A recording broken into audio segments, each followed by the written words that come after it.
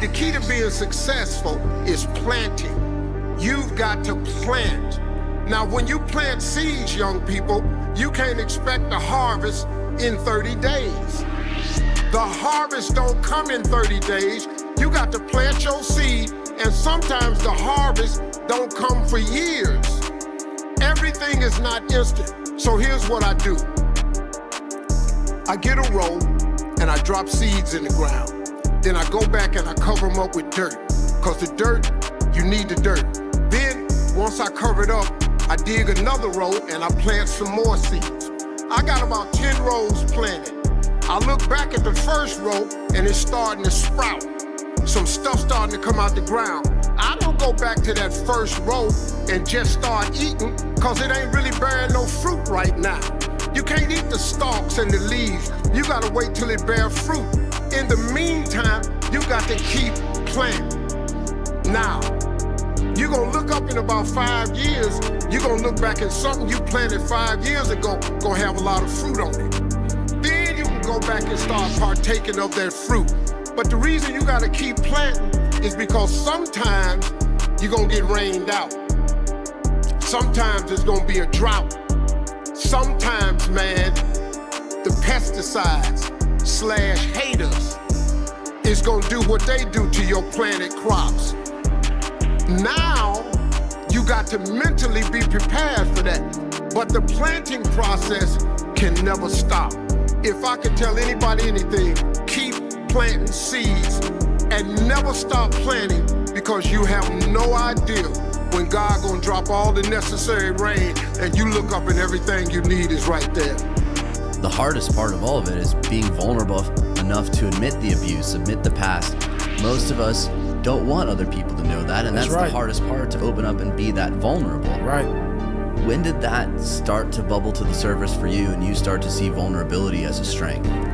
Well, where it started making me, I had to stop giving a fuck about people. That was the biggest thing. I had to stop caring what people thought about me. I realized that everybody's fucked up. That's the one thing I realized. I walked around and I put these people on a fucking pedestal. Everybody was better than me. So I can't tell you anything about me because you're gonna judge me and I'm gonna feel even worse than what I am. What I realized, once I calmed my mind down and sat back and looked at how jacked up this world is, once you realize that you are not alone, everybody that's talking to you about how jacked up you are, only thing they've done better than you is they've hidden their fucked up world better than you have. That's all they've done. So once I realized that, if you want to sit back and, like, for instance, there's all these things that are on TV and we have all these news people judging people who fuck up in life. Yeah, they made big mistakes. But that person who is judging you on TV, I guarantee you that news person, and say, I'm glad that my shit didn't come out, but I'm gonna judge the hell out of you. I know that about people. So if you want to sit back and judge how jacked up I was and how messed up my life was, Merry Christmas, go for it. Have a good time. But I'm smiling at you right now, knowing you have a secret that you're not willing to share. It gives you a lot of power when you're able to go on a podcast this big and say, hey, tell me, I'll tell you anything you want to know, because I no longer care.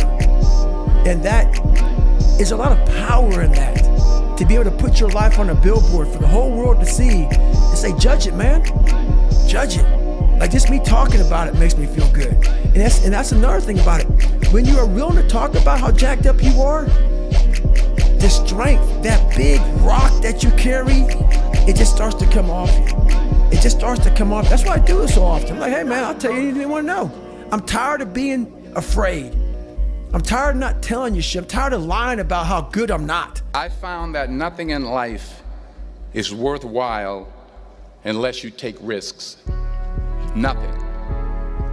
Nelson Mandela said, there is no passion to be found playing small and settling for a life that's less than the one you're capable of living.